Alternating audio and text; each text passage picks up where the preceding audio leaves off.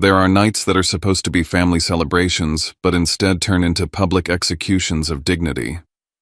A son is humiliated by his own mother in front of hundreds of guests, reduced to something small so the room feels entitled to laugh. And the cruelest part isn't the laughter, it's realizing that family is using it as a weapon to erase his worth. Before we dive into today's story, let us know where you're tuning in from. It's always amazing to see where our stories travel. Don't forget to subscribe so you won't miss the next twist in this journey. Now, let's listen to him from the heart. I drove past the quiet rows of colonial houses, every lawn cut like a military haircut, every white fence blinding clean like it had just been repainted for a magazine shoot. It was late fall in Greenwich, Connecticut. The leaves had dropped. The streets were silent, and every detail screamed control. After years of base-life desert heat deployments and command briefings in cold steel rooms, this place should have felt like peace. But it didn't. It felt like walking into someone else's story, one that no longer had a role for me. I parked in front of the Ravelin House, a 3-story monument to legacy and reputation. I sat in the car for a while, engine off, listening. No music, no calls. Just the weight of what this weekend was about to be. My name is Maddox Ravelin. I'm 34. I've served 16 years in the Army, 8 of those embedded in operations most people will never hear about. I've been in enough foreign cities to know how to read a room without speaking. I don't like noise. I don't like being caught off guard. I always find the exits first. And I came back for one reason: Rory's wedding. My younger brother. The golden one. The heir. The one who got to stay. I didn't come to make a scene. I didn't come to fight. I came to be present, nod through the speeches, clap at the right times, and leave without starting a war. The front door still opened with the old key. But that's where the familiarity ended. No footsteps. No one yelling Maddox from upstairs. Not even a dog barked. Instead, the house greeted me with silence and the layered scent of lemon-polished bergamot oil diffused through vents and something I could never quite name, but I knew it well. Money. Money in the form of restraint, of curated perfection. In the grand entryway, the first thing I looked for without thinking was the framed photo of me in dress blues on graduation day from West Point. It used to hang just above the curved staircase. What was there now?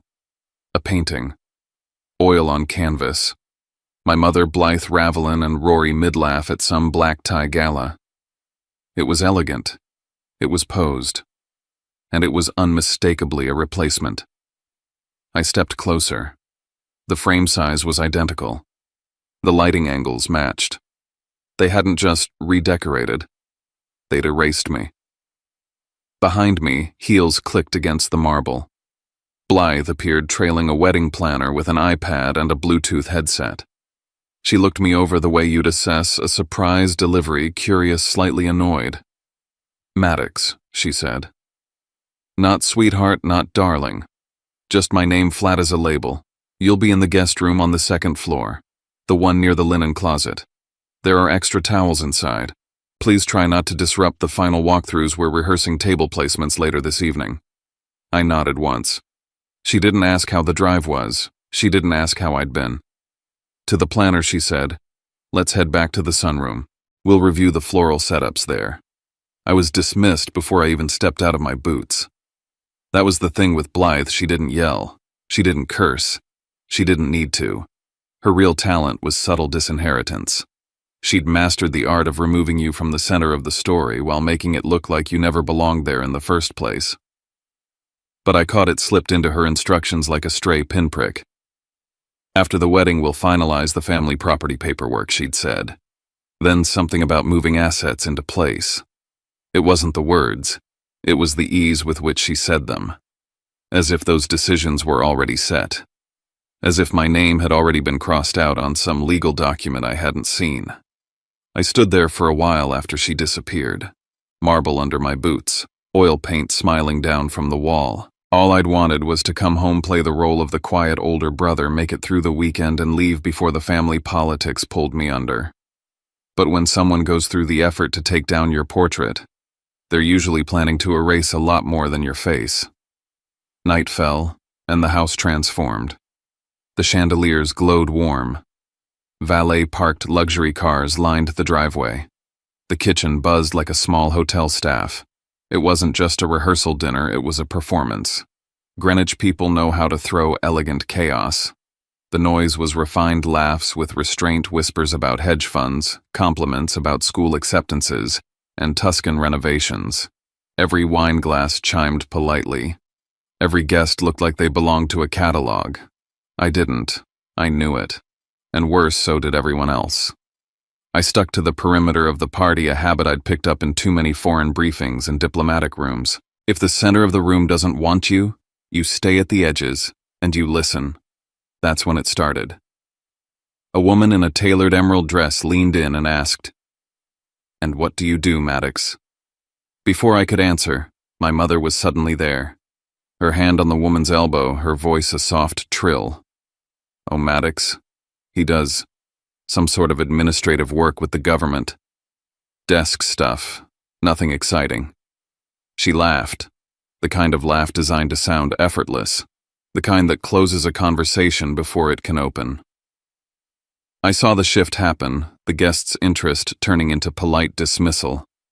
I could practically hear her reassessing me, not military, not remarkable, not useful to this room. But Blythe wasn't done. She pulled something from a cabinet, a stiff white apron, folded sharp, the kind you'd find at a budget catering event. She handed it to me, smiling like this was a favor. "You don't know many people here, so why not help with the hors d'oeuvres you're used to serving after all?" Then, loud enough for the nearby tables to hear, she added, "He's just a low-rank grunt." The silence that followed lasted maybe 2 seconds, but it was filled by a wave of tight, sharp laughter. Controlled, coordinated, and cruel. I looked at Rory. He'd heard it. He was mid-conversation with someone who looked like a senator or a major donor. He met my eyes, and then he turned away like nothing had happened. That's when it hit me. This wasn't just about Blythe. Rory wasn't a bystander. He was in on it. His silence wasn't neutral, it was strategic. I took the apron, walked toward the kitchen without a word. The door swung shut behind me and the air changed. Cold lights, stainless steel. The laughter muffled behind thick walls. I unfolded the apron, looked at it for a beat, then folded it back perfectly and dropped it into the trash can. That was my answer. No yelling, no drama, just rejection of the role they had scripted for me. But that's not the end.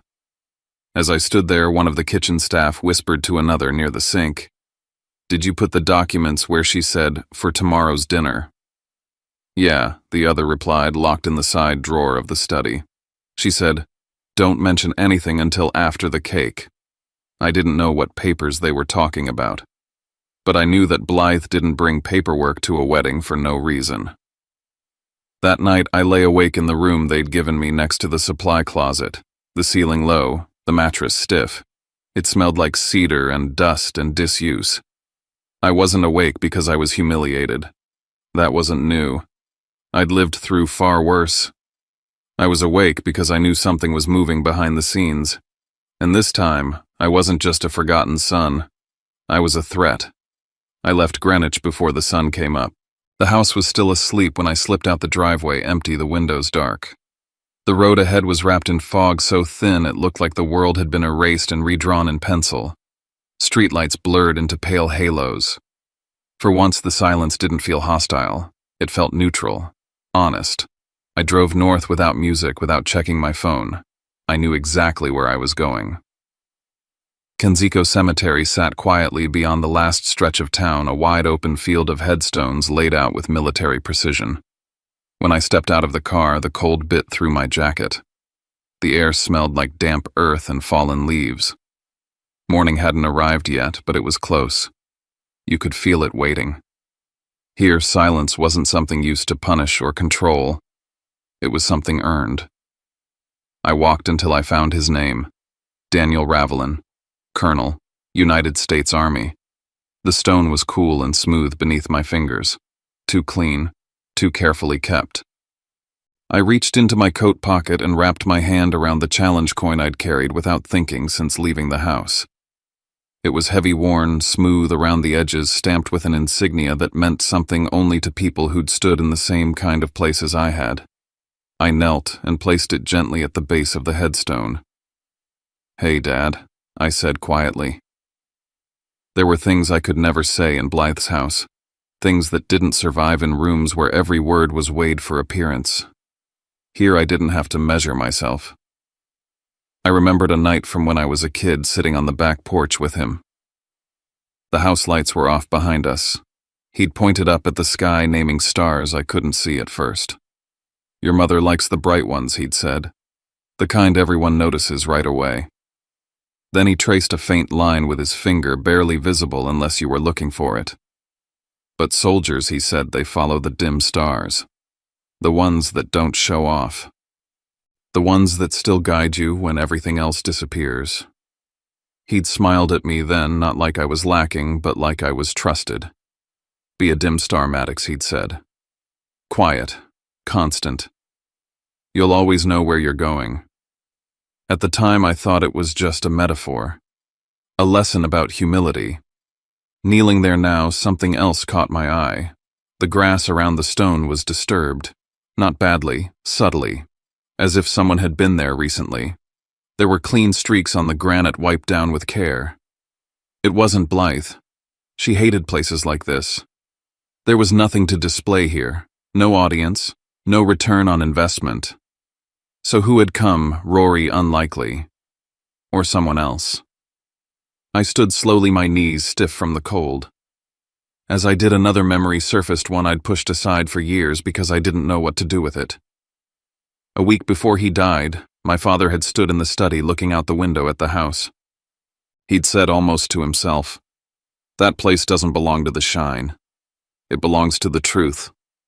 I'd assumed he meant values, character, the usual things people say when they're sick and reflective. Now, standing in front of his grave, I wondered if he'd meant something far more specific. Legal truths had a way of hiding behind polite language, and Blythe's sudden urgency about paperwork, about assets, about timing, it didn't feel random anymore. It felt defensive, like someone afraid I might remember something I was never supposed to question. When I turned back toward the car, the sky was finally beginning to lighten. The fog thinned. The world came back into focus. But inside me, everything sharpened. That special dinner wasn't a gesture of reconciliation. It wasn't about family. It was a trap. And this time, I wouldn't walk into it empty-handed. I didn't go back to Greenwich. Instead, I drove south into Manhattan and parked near a busy block, just waking up to the day. I chose a coffee shop that stayed loud enough to disappear in, but quiet enough to think. People tapped at laptops. Baristas shouted orders. No one cared who I was. I opened my encrypted laptop and let routine take over. Inbox, calendar, briefings. I needed to anchor myself in systems that made sense, not family dynamics that shifted with mood and manipulation. I had one rule: no reaction without information. That was when the email arrived. Subject line: meeting.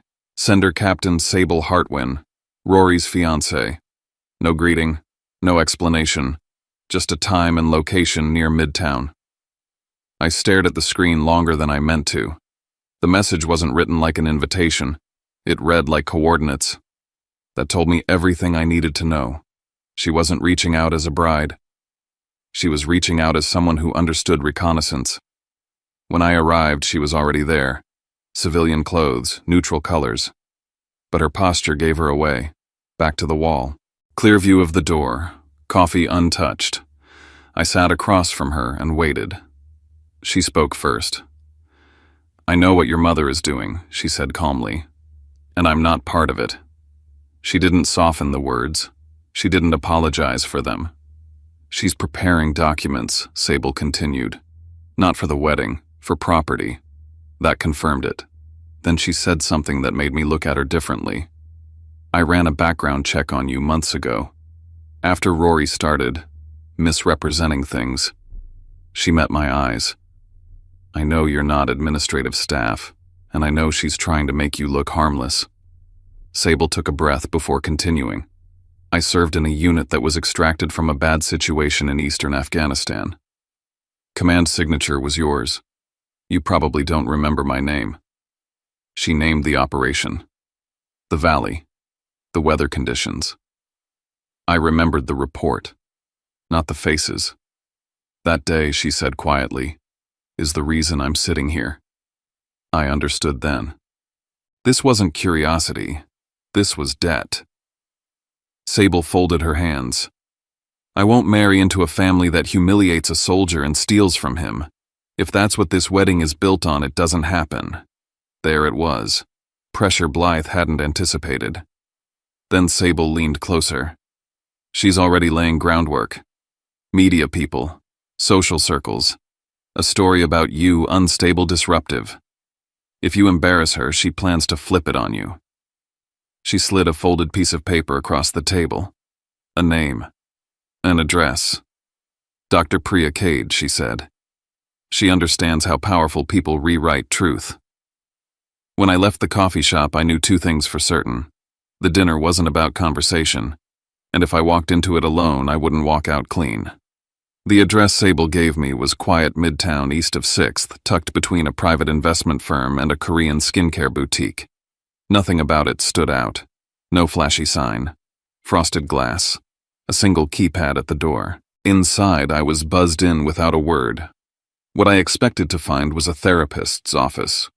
What I walked into looked more like the forward operating center from my last deployment. A war room. Dry erase boards lined the walls with diagrams and names written in different colored ink. There were monitors quietly displaying news tickers, security feeds, and legal databases. Timelines stretched across corkboards, power maps, influence charts. A woman looked up from a laptop and stood tall, composed in her late 40s with sharp eyes that had seen too much and remembered all of it. "Call me Priya," she said. "You're not crazy. You're under attack." She didn't waste time with comfort. She laid it out clearly. What was happening to me wasn't about family friction or unresolved grief or personal miscommunication. It was a deliberate campaign, strategic erasure, and narrative rewriting designed to isolate me, strip me of public legitimacy, and quietly remove me from anything tied to my father's name. "She's rewriting history," Priya said. "Not just for dinner guests, for courts, for press, for future trustees." I didn't say anything. I just nodded because I already knew she was right. I had known it in my gut since I left that ballroom. "We don't fight that kind of war with feelings," Priya continued. "We fight it with records." She slid 2 items across the table, a compact digital recorder and an encrypted USB drive. "From now on," she said, "every private conversation is evidence. No data, no victory." I agreed, no hesitation. The truth was no longer enough unless I could prove it and prevent it from being buried. Sable arrived 10 minutes later. She brought structure. We gathered around the table. I gave them the behavioral pattern, my mother's manipulation style, the emotional traps, her timing with shame. I walked them through the way she dressed cruelty up in concern, how she'd twist a moment and later claim it never happened. Sable provided tactical access, wedding timelines, microphone handoffs when the slideshow would play. She knew who was giving speeches, who'd be seated near whom. She had eyes on the inner circle. Priya mapped the enemy network. A constellation of names, donors, charity board members, a well-known lifestyle blogger, the family attorney, 3 mid-tier influencers. All of them slated to attend the wedding. All of them with public reach or quiet influence. My mother wasn't planning a celebration. She was curating a narrative event. Priya raised one question that shifted everything. "Has Rory ever mentioned a trust? Anything about your father's estate?" I hesitated. He said Mom was still handling stuff. That she was the one keeping the house running. That's code, Priya said. He may have signed something without realizing it. Consent, proxy, endorsement. If he's a legal participant in any asset transfer, that makes him a tool, not just a bystander. I sat back. The weight of it settled on me, not just betrayal, but complicity by negligence, or worse, indifference. And your father's real legacy, she continued, might not be in the house at all. She outlined a possibility, a timed trust, a transfer clause, something that would be triggered by a major life event like Rory's wedding.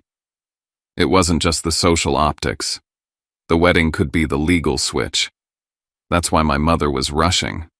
Why she needed me to sign something fast and quietly. It was a deadline, not a gesture. Then Priya made her next move. She started assigning names. This person gets the audio. This one the legal analysis. This reporter gets the timeline of events. This one's on standby in case we need a story planted from our side. It wasn't about making a scene. It was about anchoring the truth in too many places to bury. Sable leaned in again. She's mentioned an old photo of you. She said it might come in handy if you made trouble. That landed hard. I knew the photo's sweaty, exhausted moments after pulling out of a 17-hour siege in Kandahar. My eyes looked hollow. The lighting made my skin look gray. Here's the plan, Priya said. You're going to walk into that dinner. You're going to let her lay it out. You will not interrupt. You will not show your hand. Let her speak. I nodded. And then, for the first time in years, I felt like I wasn't just absorbing blows in that family. I was preparing my own strike. The room shimmered with quiet wealth. Soft jazz floated under the murmur of Manhattan's elite. Per se wasn't just expensive. It was curated restraint luxury that knew how to whisper. My mother had reserved a private alcove overlooking Central Park. The kind of table where hedge fund managers made mergers and senators whispered deals. Everything about it was intentional, the lighting, the acoustics, the proximity to other tables that might eavesdrop without appearing to. She smiled when I arrived. So did Rory. They looked polished, coordinated, rehearsed. Darling, my mother beamed. I'm so glad you made time. The small talk was sugar-drenched, family pride, wedding stress, gratitude for my service. She even complimented my jacket, and I played along. I nodded. I smiled. I responded warmly, because I knew the script needed to play out uninterrupted. It came after dessert. Right as the server cleared the plates and the espresso arrived, she reached into her handbag. Out came a slim, cream-colored folder. She placed it gently on the table and slid it across the linen. No pressure, she said lightly. Just something to sign to keep things streamlined. Asset consolidation. For Rory's stability after the wedding. I opened it. The legal jargon was dense but clear enough for anyone trained to read threat matrices. Phrases leapt off the page: irrevocable waiver, relinquishment of claim, forfeiture of future interest. This wasn't streamlining. It was erasure. I closed the folder slowly. I'll have my attorney look it over, I said. Her expression didn't flinch at first, but the temperature changed. Her voice dipped sharper. Family doesn't need lawyers. Her hand flattened against the folder. You don't trust your own mother? I didn't move. I said evenly, I'll respond once legal counsel has reviewed it. And I stood up. I dropped 100 on the table. Looked at Rory. His eyes were empty. Then I walked out. No argument, no dramatics, no performance for the onlookers she'd surely counted on. I didn't give her the scene she wanted. That night I went home and got to work. Every page was photographed, documented, and uploaded to Priya's secure drive. The audio recording backed up 3 ways. Everything was time-stamped. Priya called me within the hour. Her legal analyst confirmed the folder was a full forfeiture document constructed by a specialist in high-net-worth family disputes. If I'd signed, my rights would have been near impossible to reclaim. But the night wasn't over. Sable texted me a link. A lifestyle blog that catered to the New York elite had just posted a story. No author name, just exclusive insight. The headline hit like a cold slap. Estranged son returns. Unstable veteran threatens family's joy. There was a photo. Me post-operation looking hollow-eyed and unshaven, cropped to exaggerate the wildness.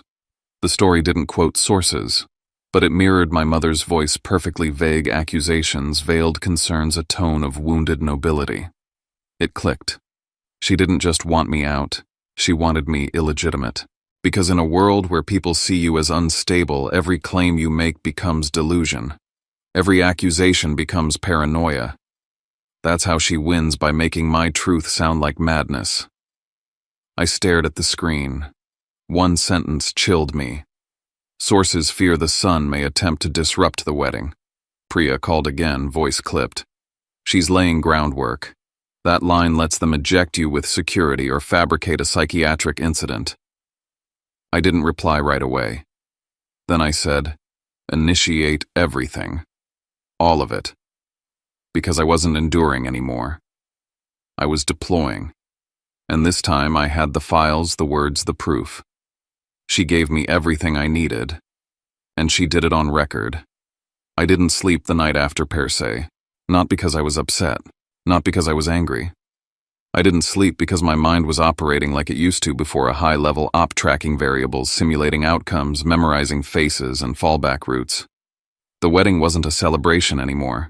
It was a public execution. My name, my record, my identity. All up for reshaping under the soft lights of the Plaza Ballroom. And this time, my mother wasn't just using silence. She was staging a performance. Priya and I met the next morning in her midtown office, which now looked more like a command center than a law firm. On the whiteboard, she'd mapped out every moving part, speaker lineups, cue timings, audio feeds, likely points of interception. Sable joined remotely. She'd sent over the internal event run sheet from the wedding planner. It included things that most guests wouldn't even think about, like which microphones would be hot when the toasts began or who had permissions to control the slide deck. There were asterisks next to names. Mother of the groom, priority access to mic. Family remarks, pre-cleared only. And then in small handwritten script at the bottom, if family conflict arises, notify ballroom security immediately. That was the plan. My mother wasn't just waiting for me to speak out, she was waiting to label me a threat the moment I did. So we made a counterplan. I would not take the bait. I would not speak out of turn. I would not give her the headline. Instead, we would change the rules of engagement.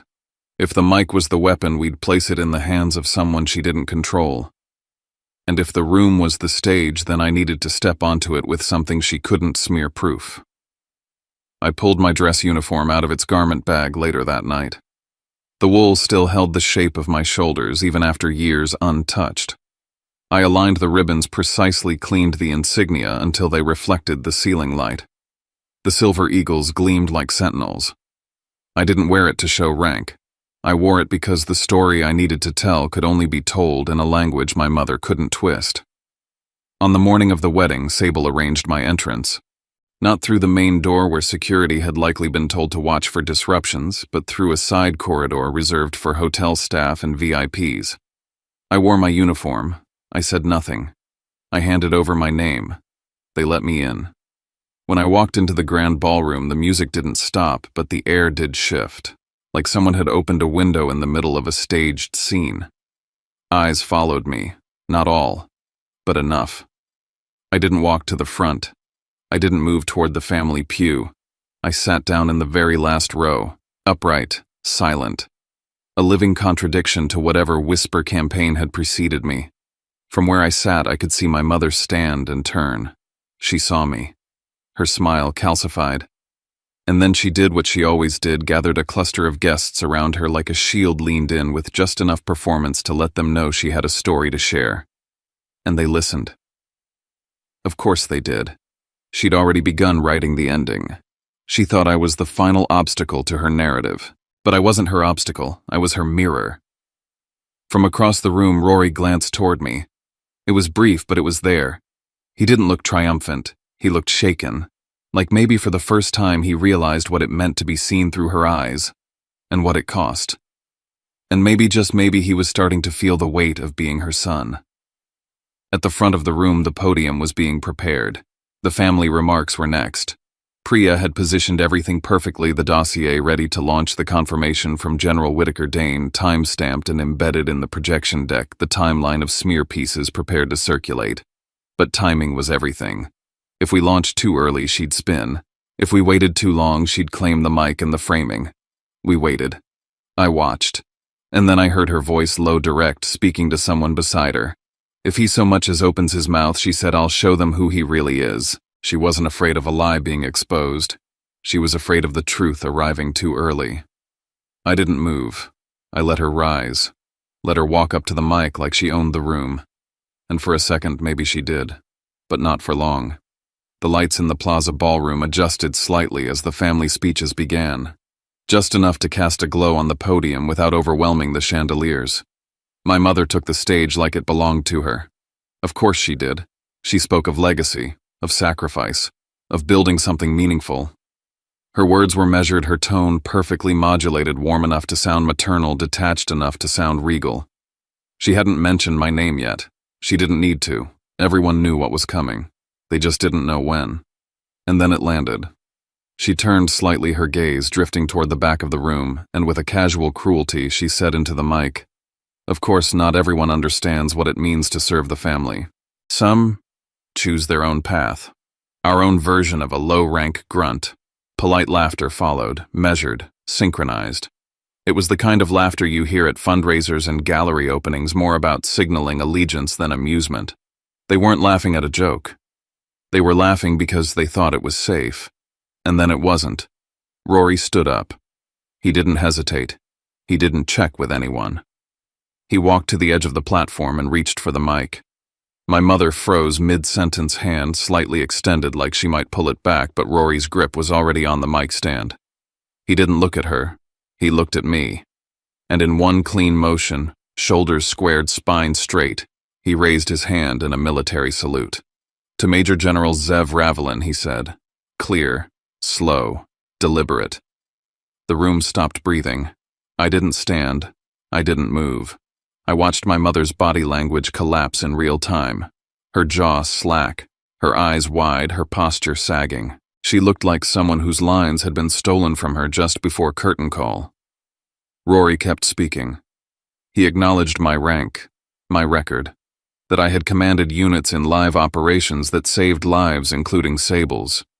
He said he'd stayed silent too long, that it was easier to accept the stories she fed him than to face the cost of repeating them. And then the screen behind him came to life. No more monogram, no more wedding slideshow. It was an after-action report, official high-resolution scans. My name, my rank, my commendations. Photos followed. Me in uniform, me receiving commendations, me in the field. Then a video. General Whitaker Dane, crisp and composed, speaking to camera. "This is to confirm Major General Zev Ravelin's active record of service, his field leadership during Operation Midnight Lance, and his receipt of the Distinguished Service Cross." You could hear the phones buzzing in waves. It was Priya. She'd released the dossier to key media contacts in the room. The audio from Per Se, the paper trail of the blog post's origin, the waiver, the timeline, the digital fingerprints leading back to my mother's team. She couldn't claim it was exaggerated. She couldn't say I planted it. It was in their hands now. Not mine. Not hers. She screamed, "Stop this." She moved toward the stage, but no one cleared a path. Not this time. The applause started small, a single table, then another, until it became a standing ovation, not for spectacle but for justice. The human instinct to honor the truth when it finally cuts through the noise. I didn't walk to the front. I didn't raise my hand. I stayed seated. Because I wasn't there to reclaim a spotlight. I was there to reclaim a story. And I had. 3 days later, my attorney sent a letter to my mother. It was concise, formal, and legally unshakable. I was the rightful heir to my father's estate. I didn't evict her. I didn't humiliate her publicly, but I did serve her a rental agreement with terms set at full market rate. Every dollar from that rent would go into a scholarship fund, named after my father, designated for the children of wounded or fallen service members. She could still live in the house she'd weaponized, but she'd do it knowing it now served a purpose she never believed in. And I didn't need her permission to know who I was. Inheritance isn't about property. It's about what you protect when no one's clapping. It's about standing still while the room spins and being the only one not dizzy. West Point reached out last week. They asked me to keynote this spring, and yesterday a video arrived in my inbox. A young woman, daughter of a fallen airman, saying thank you. Her tuition now fully covered. I watched it alone, then closed my laptop. Some stars shine, others guide. I was never meant to sparkle. I was meant to endure. What stayed with me most wasn't the applause or the vindication, or even the stunned silence when the truth was finally undeniable. It was the moment after. The moment when I realized I didn't need revenge. I didn't need them to say sorry. I didn't need my mother to change or the past to rewrite itself. Because some battles aren't about winning, they're about reclaiming your name, your ground, and your peace. The most dangerous lie isn't the one others tell about you. It's the one you start to believe when they say it long enough. For years I kept quiet, thinking that silence was strength, that walking away made me the bigger person. But sometimes silence gives power to the wrong people. Sometimes being quiet lets injustice grow roots. And when that happens, speaking up isn't ego. It's duty. What I learned, what I want to pass on is this. You don't have to shout to be heard. You don't have to fight dirty to win with honor. And you don't have to let your story be told by the very people who tried to erase you. Tell your story in your own way. Use facts, not fire. Truth, not theatrics. Let your values, not your anger, lead the way. That's what makes the truth undeniable. That's what gives it weight. And if the people you love become the ones who wound you most, don't let that turn you into them. Let it turn you into someone better. Someone who turns harm into healing and legacy, into something lasting. My father once told me rank fades. Integrity doesn't. Now I understand what he meant. This story wasn't about proving I was right. It was about proving that truth handled with quiet conviction still has the power to change a room and maybe even the world. Sometimes the deepest shift doesn't come from a big confrontation, it comes from that quiet moment after when the dust settles, and we finally see ourselves without all the noise. Tonight's story wasn't just about a uniform, a microphone, or even a mother's judgment. It was about the long journey one man took to reclaim his voice in a room that once tried to drown him out. And maybe in some way we've all known what it feels like to be misunderstood, mislabeled, or dismissed by the very people we long to be seen by. We carry so much in silence. But healing doesn't always mean confrontation. It can also mean standing tall, choosing what kind of person we want to be when no one claps and walking away without needing anyone else to rewrite the ending for us.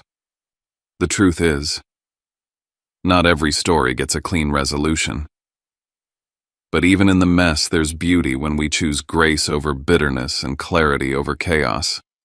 If something in this story resonated with you or reminded you of a chapter from your own life and you feel like sharing, we're here.